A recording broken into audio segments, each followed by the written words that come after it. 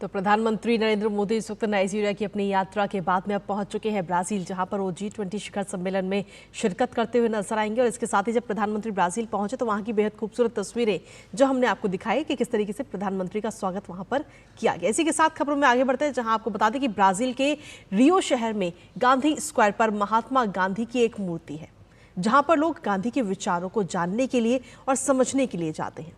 हमारे सहयोगी असीम मिश्रा वहां पर मौजूद है, जिन्होंने जायजा लिया है वहां का और साथ ही कुछ भारतवंशी लोगों से बातचीत भी की है। आइए आपको दिखाते हैं डीडी न्यूज की हमारी ये बेहद ही खास रिपोर्ट।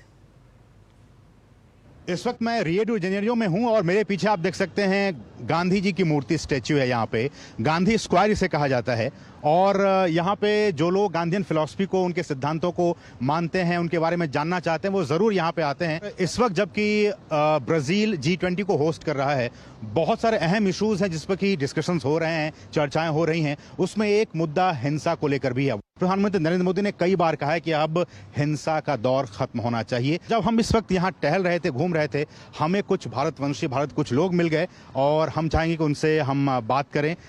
वस्तुतः जो ब्राजीलियन है वो भारतीयों के प्रति उनकी बहुत ही अच्छी अभिव्यक्ति है। वो भारत देश और गांधी के विचारों को बहुत समर्थन करते हैं। वो भारत को एक मित्र देश के रूप में देखते हैं और वो समझते हैं कि जो अहिंसा का सिद्धांत भारत ने दिया है या हमारे अभिमाननीय प्रधानमंत्री मोदी जी जो दे रहे हैं, वो उसको बहुत ही समर्थन करते हैं। कैसे देखते हैं आप गांधीयन फिलॉसफी को, गांधी के विचारों को ब्राजील में?